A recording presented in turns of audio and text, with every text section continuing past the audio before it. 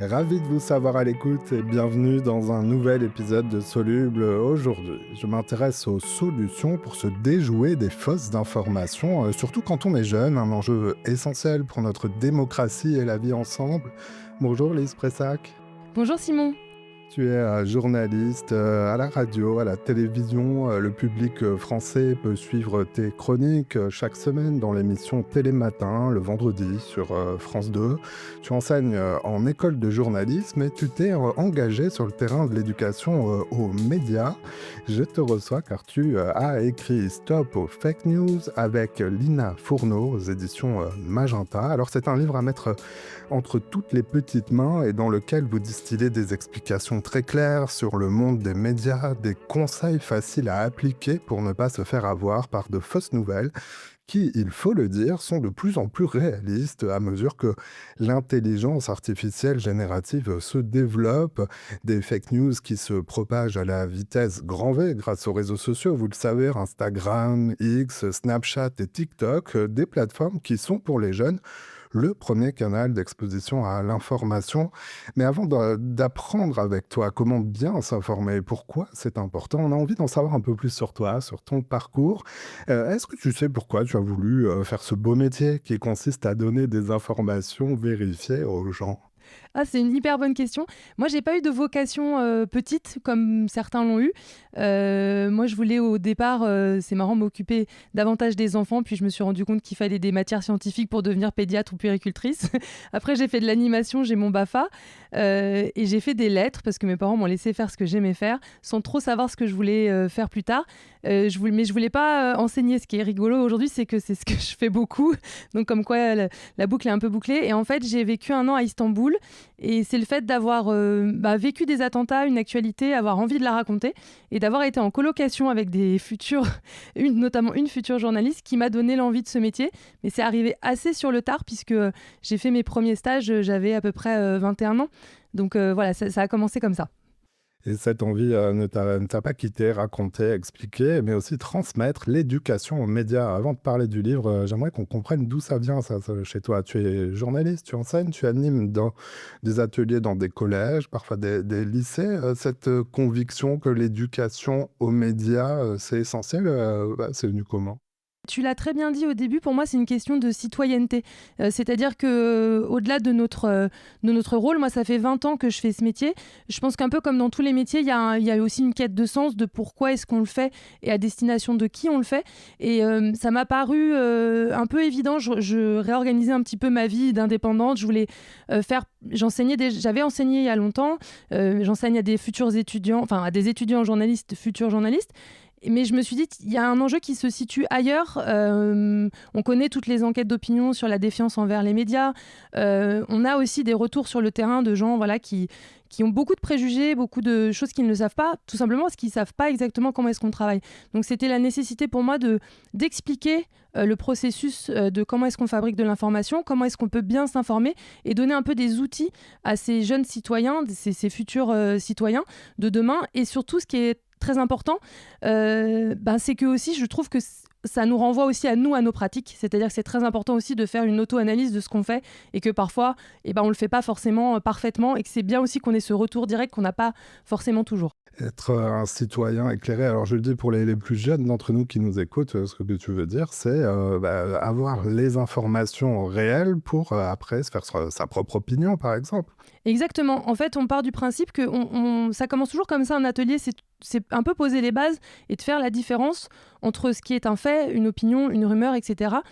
On peut avoir toutes les opinions qu'on veut, du moment qu'elles passent pas évidemment sous le coup de la loi, mais il faut d'abord qu'on soit tous d'accord sur les faits. Si on n'est pas d'accord sur les faits, si on n'est pas d'accord pour dire ton micro, Simon, il est noir, si on ne le voit pas tous de la même couleur, on pourra pas dire ensuite que je le trouve moche ou que je le trouve trop gros ou pas assez comme ci, comme ça. Il faut qu'on soit tous déjà d'accord sur cette base-là pour ensuite pouvoir avoir un débat serein et un débat démocratique en fait.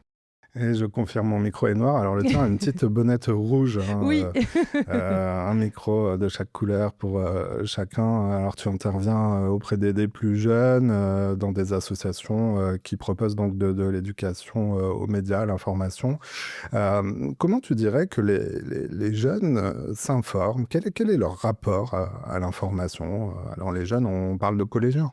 Oui, davantage des collégiens parce que l'éducation aux médias et à l'information, ce qu'on appelle l'EMI, fait partie de leur programme. Il est plus ou moins pris en charge par certains professeurs documentalistes, d'autres professeurs, etc.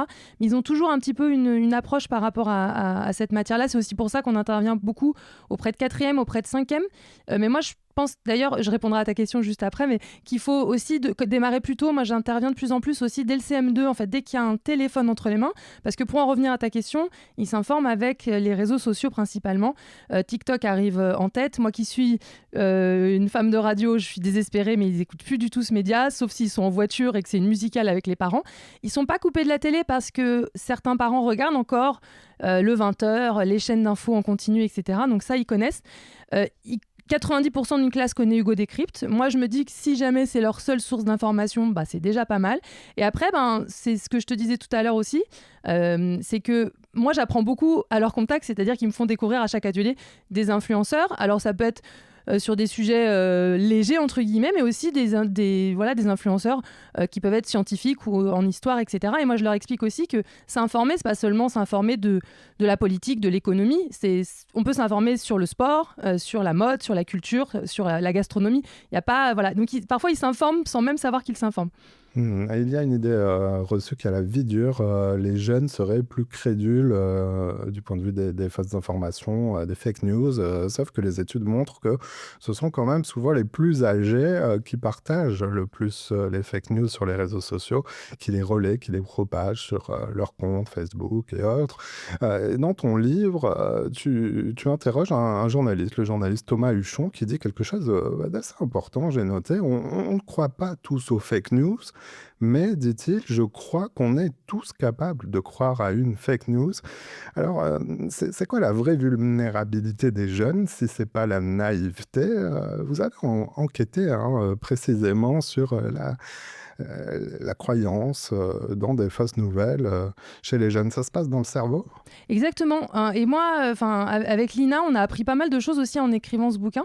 C'est que le cerveau, il n'est pas constitué complètement jusqu'à 30 ans. On pourrait croire que c'est encore plus jeune, mais non, jusqu'à 30 ans, notre cerveau n'est pas complètement constitué. Les fake news, elles jouent sur quoi? Sur nos émotions davantage que sur notre raison. C'est pour ça qu'elles se propagent plus rapidement. Dès le moment où ça vous met en colère, dès le moment où ça vous procure un sentiment très fort, que ce soit de la colère, de la joie, de la tristesse, il faut encore plus prendre le temps d'y réfléchir. Et prendre le temps, ça ne veut pas dire 15 minutes, c'est juste entre 2 secondes et 15, prendre ces secondes supplémentaires. Et Thomas Huchon, il cite cet exemple assez fort, c'est que lui, si ça va dans le sens de quelque chose auquel on croit déjà, je suis supportrice du PSG et on me donne une fake news en rapport avec le PSG qui me contente moi dans l'a priori que j'ai déjà ou dans mon idée, je vais adhérer encore plus facilement parce que ça me conforte dans ce que je crois déjà. On est dans ce qu'on appelle des bulles informationnelles. Souvent, on est entouré d'informations qui ressemblent aux informations auxquelles on adhère déjà. Et il a aussi cette image que je trouve très juste et qui est très parlante, c'est qu'on se balade pas de la même façon dans la forêt.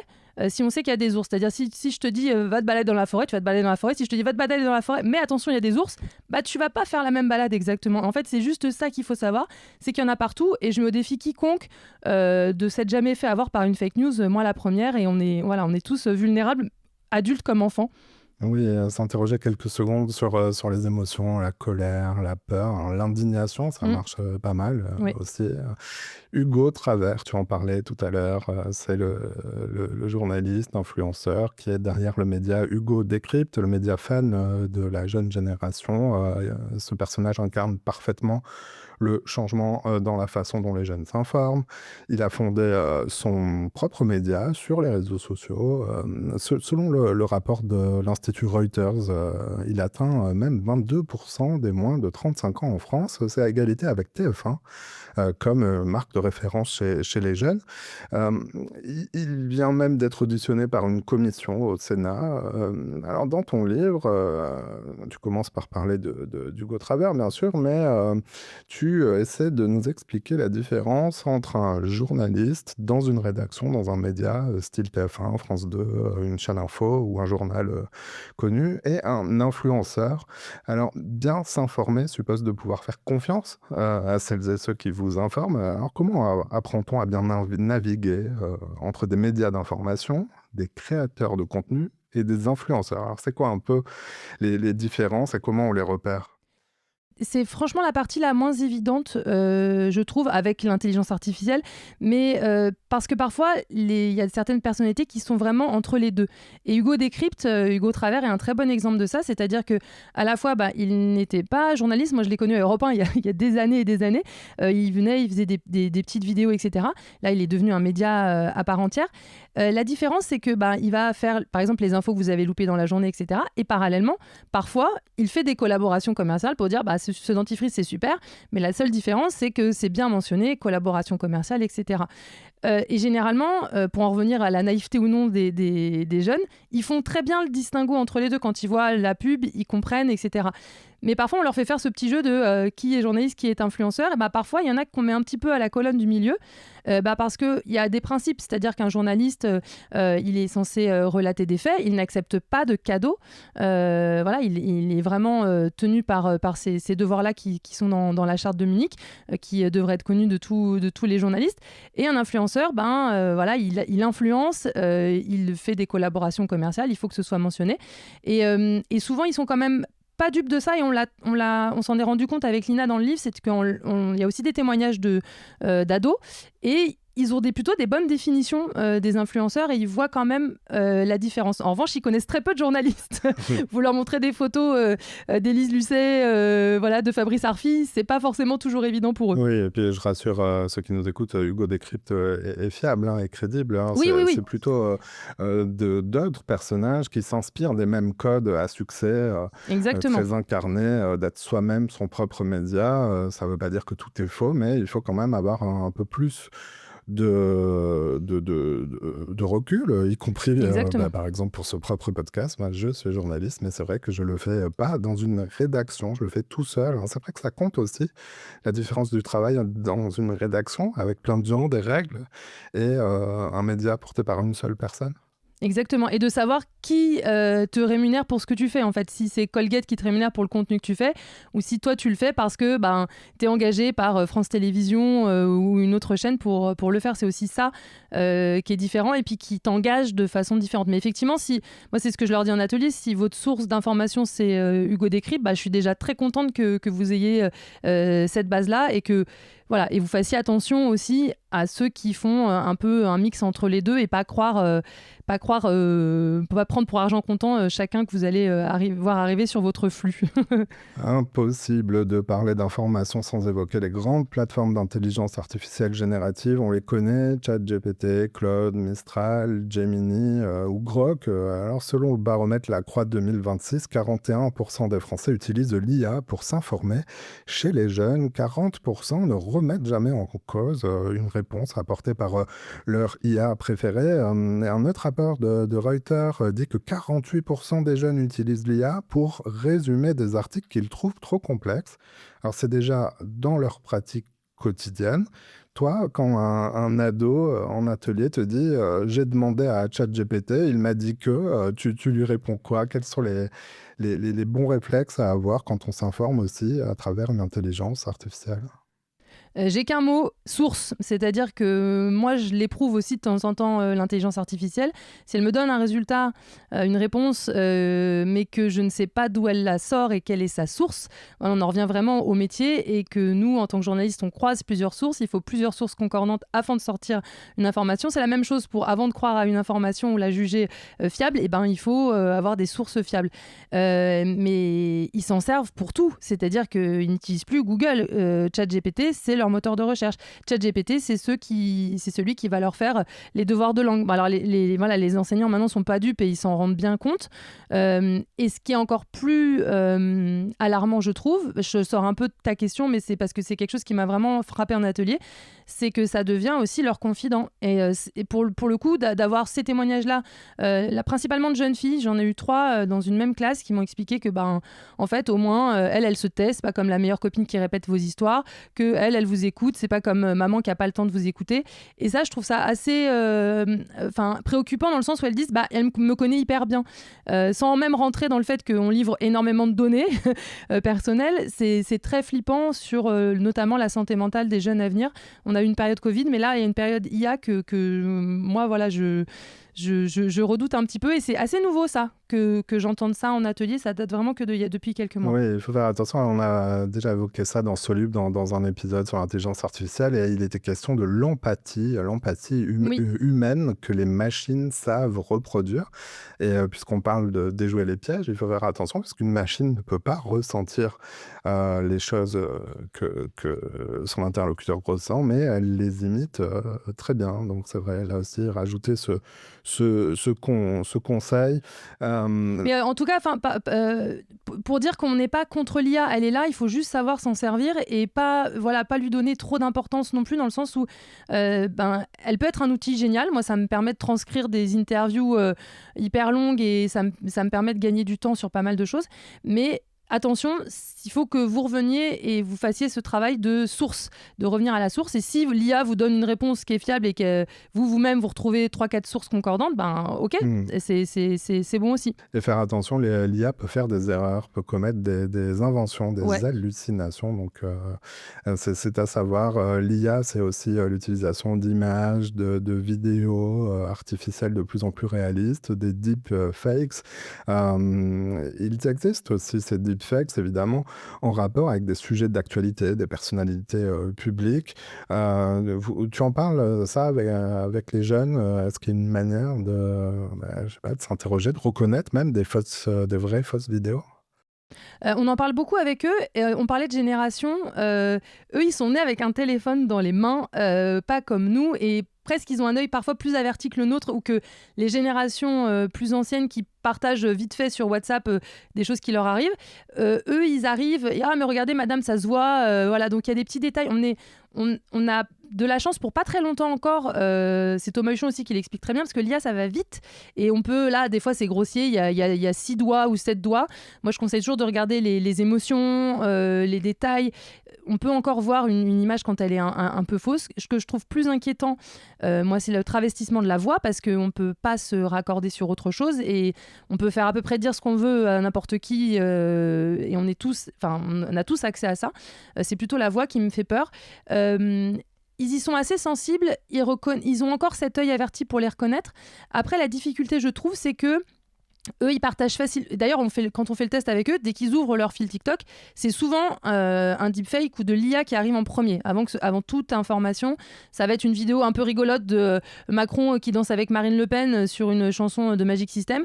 Ça va être ce genre de choses, mais la difficulté, c'est plus la prise de recul et de dire ne partagez pas ça avec n'importe qui, parce que peut-être que vous avez compris que c'était faux, mais d'autres vont s'en emparer pour autre chose.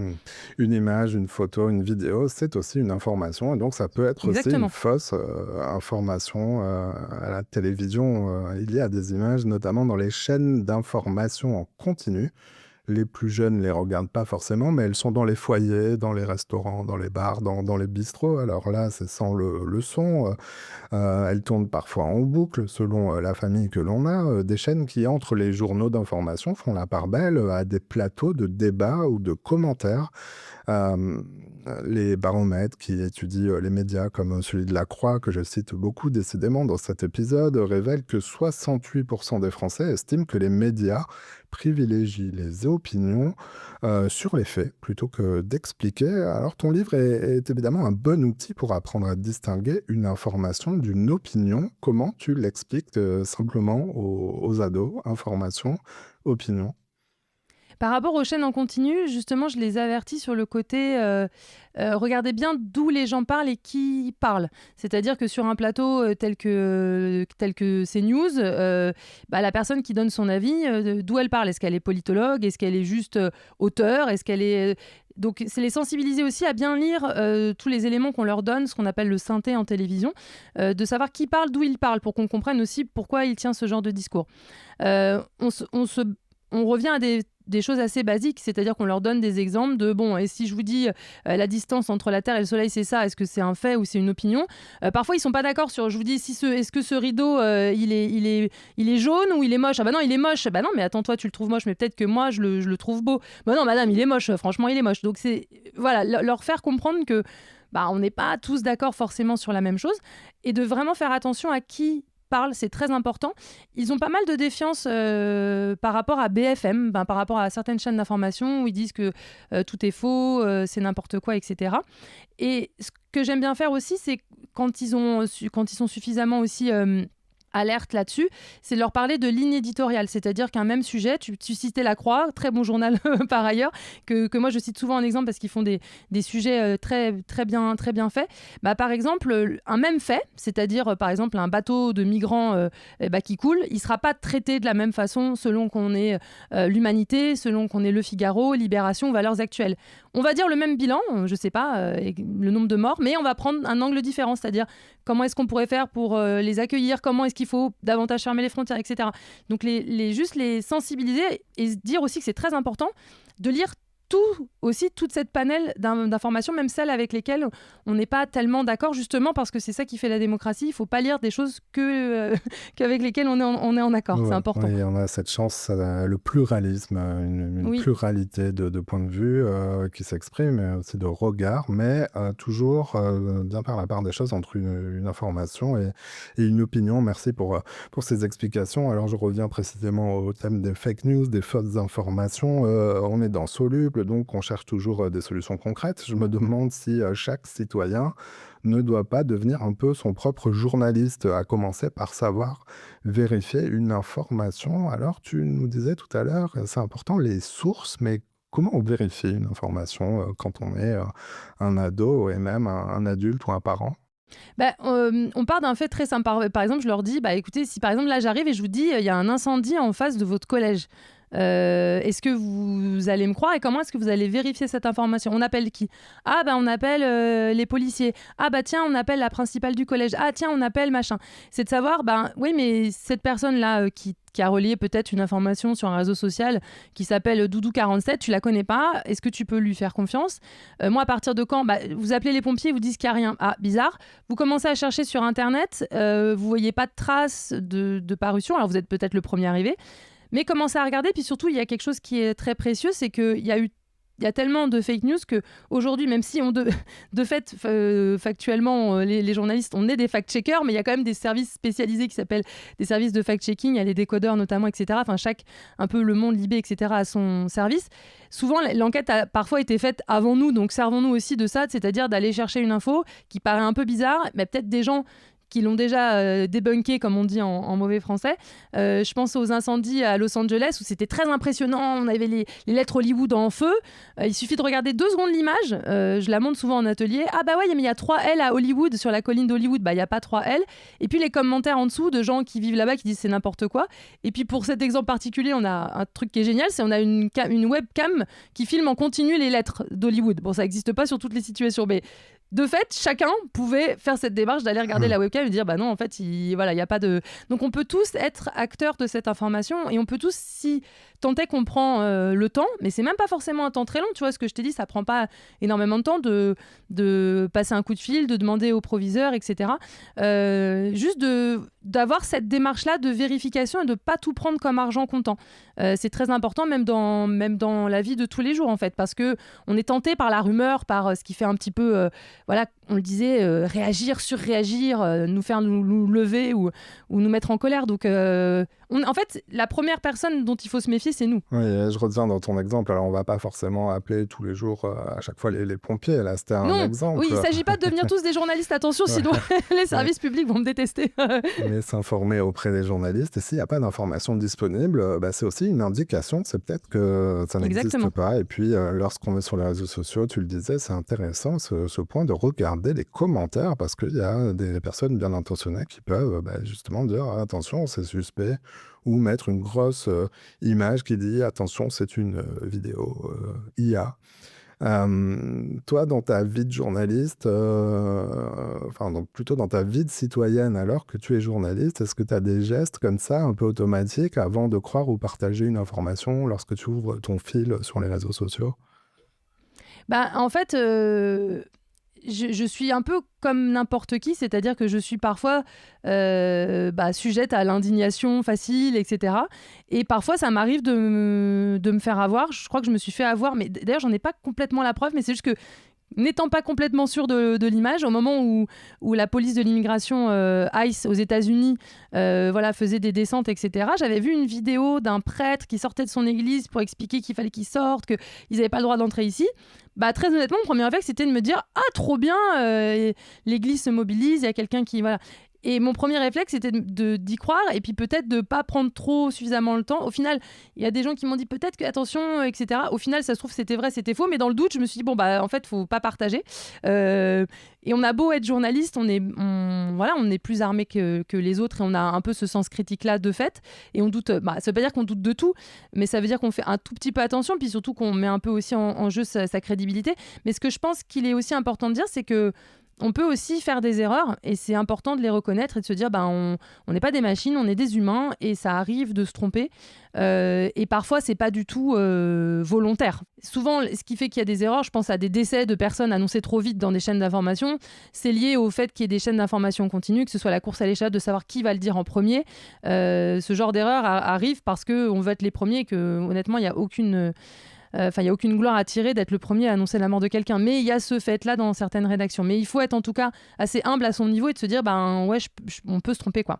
Alors, on dit beaucoup le verbe partager, republier sur les réseaux sociaux, le faire savoir. Il y a un effet de propagation d'une information, alors pour le meilleur, souvent, pour le pire, parfois, lorsque c'est une fausse information. Dans le livre Stop aux fake news, tu cites une théorie, elle a un nom, la théorie de Brandolini, selon laquelle il est plus rapide de créer une fausse information que de la vérifier et de la démonter. Donc, il y a une alerte à avoir sur l'action de partager, précisément. C'est là aussi qu'on peut s'en servir pour se questionner avant de partager. C'est aussi pour ça que c'est hyper important et je pense qu'on l'a tous vécu, des boucles WhatsApp familiales ou autres où en fait la tata repartage tout ce qu'on lui envoie sans discernement, etc.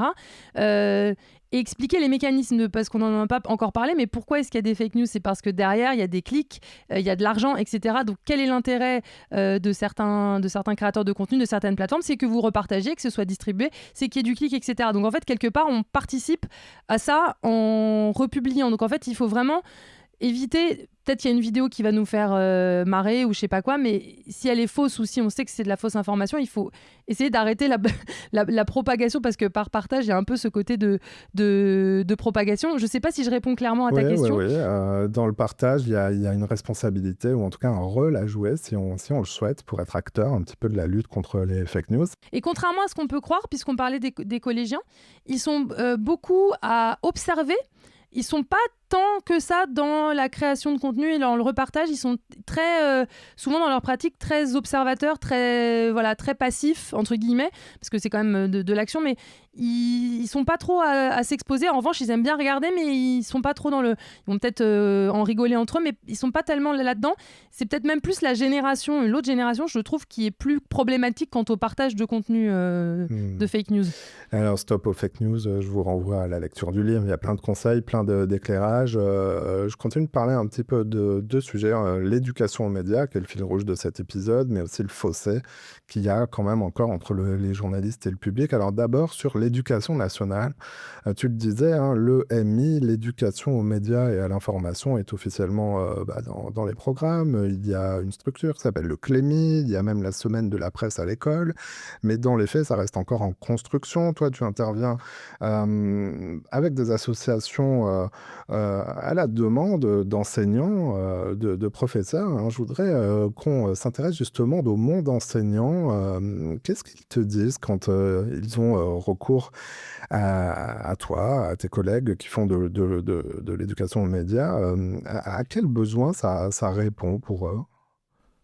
En fait, ils se rendent compte déjà qu'ils souvent ils découvrent les élèves sous une autre manière. À travers l'éducation aux médias, on peut faire plein de choses. Moi, je suis dans une association qui s'appelle Transsonore, implantée dans le 93, où je reste au long cours dans un établissement, c'est-à-dire que je les vois vraiment entre octobre et avril. Là, tu vois, je suis en train de monter les podcasts et on fait du podcast avec eux. Et au-delà de l'éducation aux médias, à l'info, embrasse plein de choses, c'est-à-dire qu'on leur fait prendre la parole, on leur fait prendre un micro. Ça engage aussi la confiance en soi, le fait de parler face à un public, de s'affirmer devant les autres. Donc en fait, à travers cette éducation média à l'info, et en disant mais on dit pas n'importe quoi au micro, on se respecte, on s'écoute, on fait passer plein d'autres messages qui sont importants dans la vie en général. C'est surtout ça moi qui me frappe, et surtout les enseignants, ce qu'ils nous disent, c'est que parfois dans ces résidences-là, qui sont des résidences Agora, qui sont financées par le département de Seine-Saint-Denis, on les voit plus que certains professeurs, donc on tisse un lien assez particulier, et ils se livrent d'une manière différente. Par exemple, la conversation que j'ai eue sur l'IA et le fait que certaines jeunes se confient, certains professeurs n'en avaient pas conscience, et peut-être qu'ils vont regarder aussi les élèves différemment, réfléchir à davantage ce qui se passe plus à la maison qu'à l'école, qu'on ne voit pas forcément. Donc à travers l'éducation média, on brasse pas mal de choses. C'est pas forcément les mêmes élèves qui vont participer. Ils vont être vachement plus participatifs, et certains profs nous disent mais lui on l'entend jamais, et qui vont avoir les bonnes idées, qui vont être hyper malins sur certains trucs, et ça les valorise en fait. Et c'est hyper important parce qu'à travers cette éducation là aussi, on peut les valoriser, dire toi t'as une super idée, toi t'appellerais, ah tiens tu regarderais s'il y avait pas une caméra de vidéosurveillance, bien vu, c'est super malin, etc. Ça les valorise. C'est différent d'une classe, c'est un atelier, c'est plus interactif, et il y a beaucoup vraiment, je voudrais saluer aussi la communauté enseignante, parce que si on arrive à faire ces interventions-là, c'est parce qu'on a des équipes éducatives qui sont hyper mobilisées autour de ce sujet-là et qui s'en emparent énormément. Je pense aux professeurs documentalistes, aux profs de français, aux profs d'histoire géo, souvent. Parfois, on prend des heures sur leur enseignement. Il y a certains, faut être très honnête, qui sont pas hyper contents de nous les donner. Il y en a d'autres, et qui sont quand même la majorité, qui sont quand même très, très preneurs et très demandeurs, parce qu'ils ont conscience aussi que dans les échanges qu'ils entendent, ça se joue aussi ici, quoi. Et merci, on parle ensemble, et à travers moi, vous écoutez une journaliste. C'est vrai que c'est assez rare d'échanger avec un ou une journaliste. 66% des Français, ça a été mesuré là aussi par la Croix, n'ont jamais parlé avec un ou une journaliste. Tu t'attelles dans ton livre, avec ta co-autrice, à casser l'image des journalistes. On a 30 secondes pour en parler, montrer que ce métier, c'est un métier tout à fait ordinaire en quelque sorte. Il n'y a pas que des grandes stars de la télévision. Qu'est-ce que tu dirais pour présenter le métier de journaliste en 2026, justement, dans cet univers ? C'est hyper important ce que tu dis, parce que ça me fait penser à un autre exemple. Je suis aussi dans une autre association qui s'appelle Lumière sur l'info, et on va à la rencontre des publics hors les murs scolaires. C'est-à-dire que dans des endroits où ils n'ont pas forcément choisi de nous croiser, entre guillemets, contrairement à l'école où parfois c'est un peu imposé. Et j'étais à Marseille, j'ai eu des discussions très très lunaires sur le port avec un monsieur. Pendant 40 minutes, on a parlé du professeur Raoult, d'hydroxychloroquine, etc. Je savais très bien que j'allais pas du tout changer ses convictions, etc. Mais le simple fait d'avoir pris le temps d'échanger, de se dire ok, on peut parler, on peut encore se parler, c'est hyper important en 2026, et avec ce qui est le contexte politique qu'on connaît, c'est hyper important qu'on puisse encore échanger, se parler. Mais l'essentiel, c'est pas que j'arrive à te convaincre, c'est qu'on arrive à communiquer encore ensemble. Alors évidemment, parfois on a l'impression de vider la mer à la petite cuillère. C'est sûr que je peux pas aller parler, et on peut pas tous, journalistes, aller parler avec chaque personne pour dire on est là. Et aussi cet exemple qui était hyper important, de dire que on est accessible. Moi, j'ai vu une maman avec ses enfants sur la plage qui m'a dit « Ah, mais limite, elle me touchait, genre ça existe en vrai ?» Je dis « Bah oui, on s'habille comme vous, on parle comme vous. » Et c'est un métier qui est accessible aussi à certains jeunes qui sont éloignés de ces métiers-là, qui n'ont pas le réseau, qui n'ont pas tout ça. Ce que je leur dis, c'est que s'ils ont la curiosité, ils peuvent aussi en faire un métier. S'ils ont envie de raconter des histoires, s'ils ont envie de... Tu le vois très bien par rapport à cet épisode, je suis très bavarde, qui aime faire des rencontres et qui aime parler avec des gens. Il faut faire ça, et c'est très important aussi que chaque journaliste, je dis pas qu'on devrait tous s'engager autant que je le fais moi par exemple, mais on devrait tous y consacrer, je sais pas, un jour dans une année, parce que c'est très important. Moi, il y a un atelier qui m'a beaucoup marqué, c'était d'aller à Boulogne-sur-Mer. Boulogne-sur-Mer, c'est à côté, hein. Franchement, c'est 1h30 de TER, c'est rien du tout. C'est une autre France, et en fait le fait d'avoir fait venir, et que la démarche qu'un journaliste soit venu de Paris les voir discuter avec eux, Tu comprends parfois dans certaines situations que tu vas pas sortir un PowerPoint et faire de l'éducation média, mais juste discuter. Et c'est ça aussi l'essence de cette mission-là.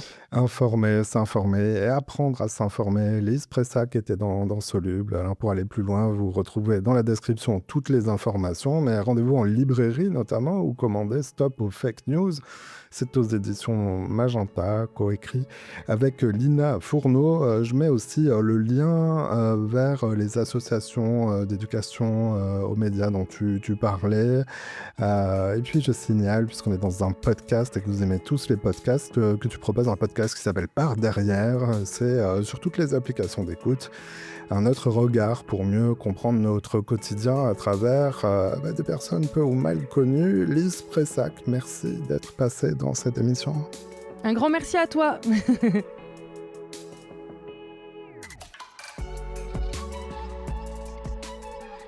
Voilà, c'est la fin de cet épisode. Si vous l'avez aimé, notez-le, partagez-le et parlez-en autour de vous.